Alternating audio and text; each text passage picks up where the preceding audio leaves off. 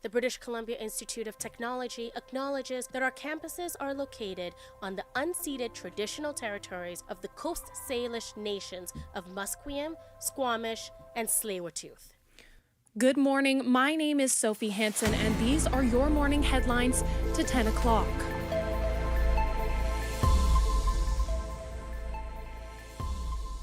The president of the local union representing handy-dart workers says mediation at the Labour Board with its employers Transdev closed at 8 p.m. last night.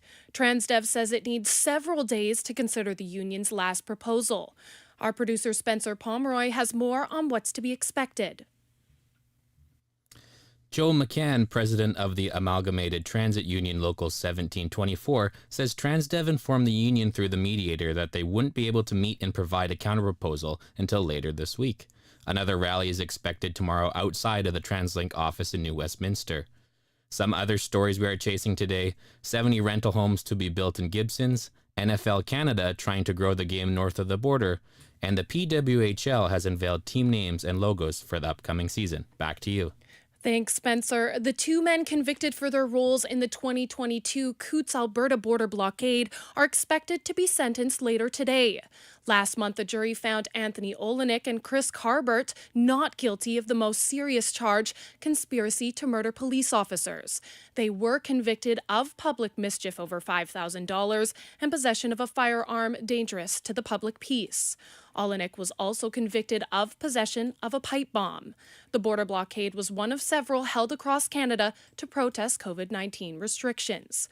BC Wildlife Services says crews are responding to a wildfire located about 30 kilometers east of Wells. The fire can be seen from Ghost Lake Road recreation site, while no structures or communities are affected by the fire.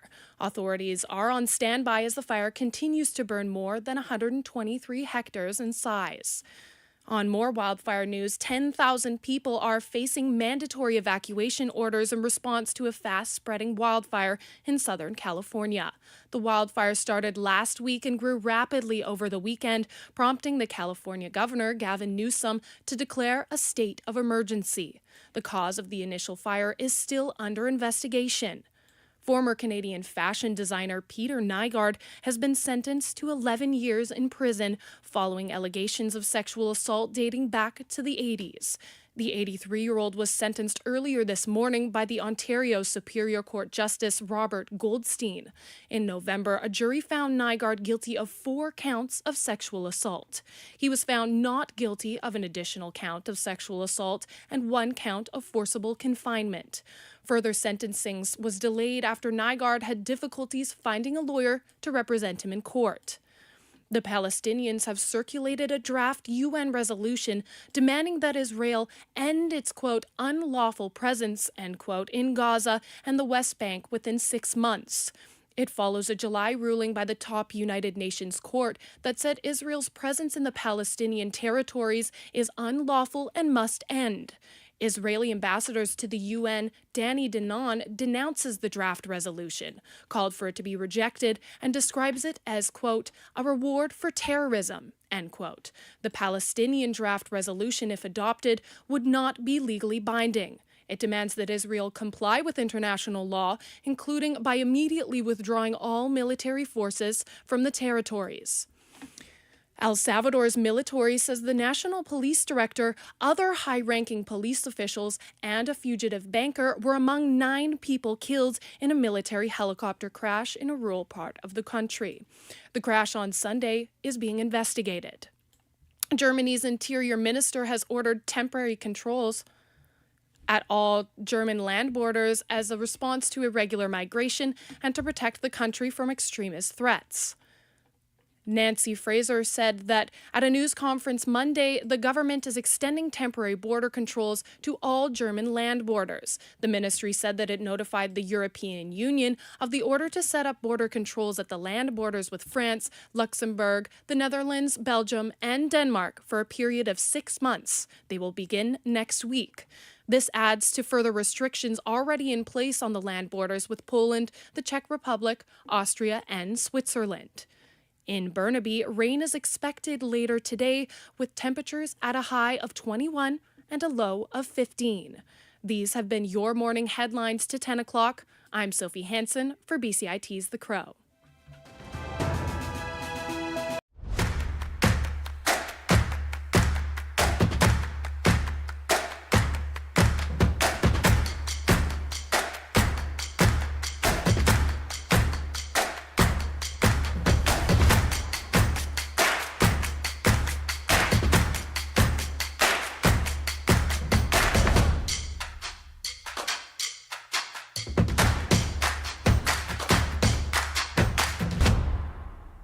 Everything is changing to digital. Everything is online. People aren't just waiting for the 6 o'clock news anymore. People want their news right now. They want to be able to go onto their smartphone, onto the internet, and see the news that they want to see. Vancouver is growing at, a really rapid rate, the Lower Mainland even, and with the tools that we're given here, we're able to cover all of that. Welcome to BCIT Magazine. I'm Radhika Sikki-King. In the program, they really leave it up to you. I mean, the help is there when you need it, figuring out how to use the programs like Premiere, Audition, and figuring out how to use the cameras. But it's up to you to sort of experiment and figure out what you can do when you go out in the field. They brought candles and flowers to remember the student who lost her life yesterday. Theresa May says the international community condemns Moscow. They really make sure that you know the basics and you are able to put out a quality product. I'm Brady Tretanero. And I'm Radhika Sikki-King. Thank you for tuning in to BCIT Magazine.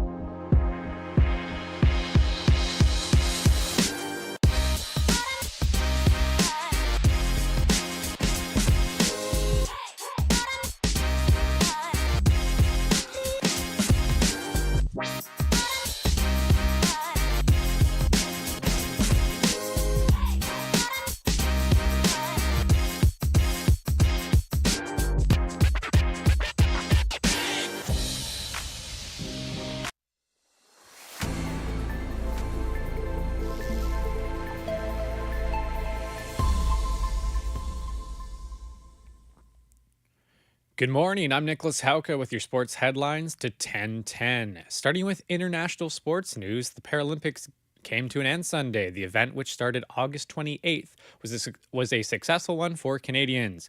Finishing 12th in total medals won, Canadian athletes claimed 10 golds, 9 silvers, and 10 bronze medals for a total of 29 overall.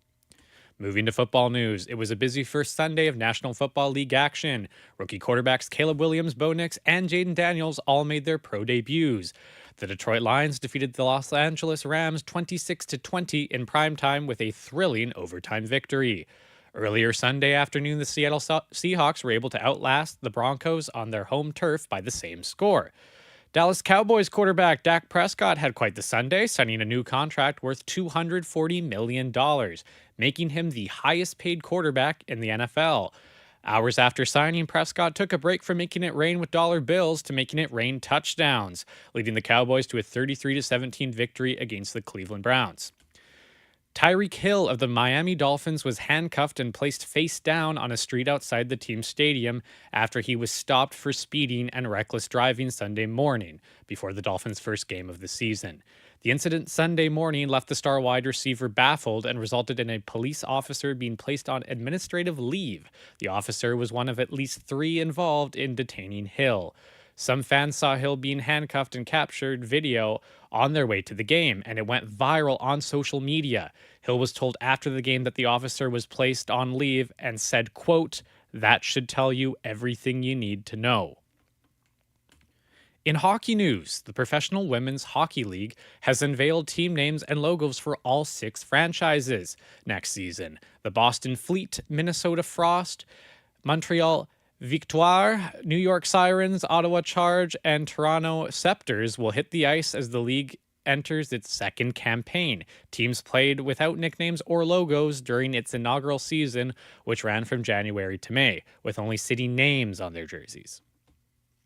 Moving to tennis, Montreal's Gabriel Diallo made a big move up the Association of Tennis professional rankings on Monday after his solid performance at the U.S. Open. The 22-year-old moved up 40 spots, up to 103rd on the men's tennis rankings thanks to his 2-1 record at the final Grand Slam of the season. Diallo lost to Tommy Paul in 4 sets in the 3rd round of the U.S. Open on August 31st. He's now the 3rd highest-ranked Canadian on the men's tour. In curling, a decision on Canadian Brianne Harris's doping appeal is expected in October. Harris, who tested positive for lingendrol in January, had a remote hearing with the Court of Arbitration for Sport last month. She faces a potential 4-year ban. Harris learned of her doping result on February 15th, the eve of her team's opening game at the Scotties Tournament of Hearts. Moving to collegiate athletics, former Clemson receiver DeAndre Overton was found shot and killed at a house party early Saturday morning, according to the Guilford County Sheriff's Department. A release from the department said deputies responded to complaints of a loud noise when they found Overton. Medical aid was given, but Overton was pronounced dead at the scene. Overton played in 51 games over 4 seasons for Clemson. He was part of the Tigers' national championship teams, and after the 2016 and 18 seasons, the Sheriff's Department said the case is an ongoing homicide investigation. Overton was 26. The University of Pittsburgh has fired athletic director Heather Lyke, a somewhat surprising move that came a few months before Lyke's contract expired. Pitt Chancellor Joan Gabriel thanked Lyke on Monday for her leadership, but noted she felt it was time for the athletic department to have a new vision. Lyke arrived at Pitt in 2017 and helped the Panthers start to find their footing in the Atlantic Coast Conference after treading water in their initial years after leaving the Big East. Jennifer Toscano will serve as the interim athletic director while the university searches for Lyke's replacement. Moving to baseball, the Toronto Blue Jays open a 3-game series tonight at home against the New York Mets, who are in the thick of the National League wild card race, competing with the Padres, Diamondbacks, and Braves. Those are your sports headlines to 10:10. I'm Nicholas Hauke. Thank you for listening to BCIT's Stay tuned for The more Crows. on BCIT's 1680 The Crow.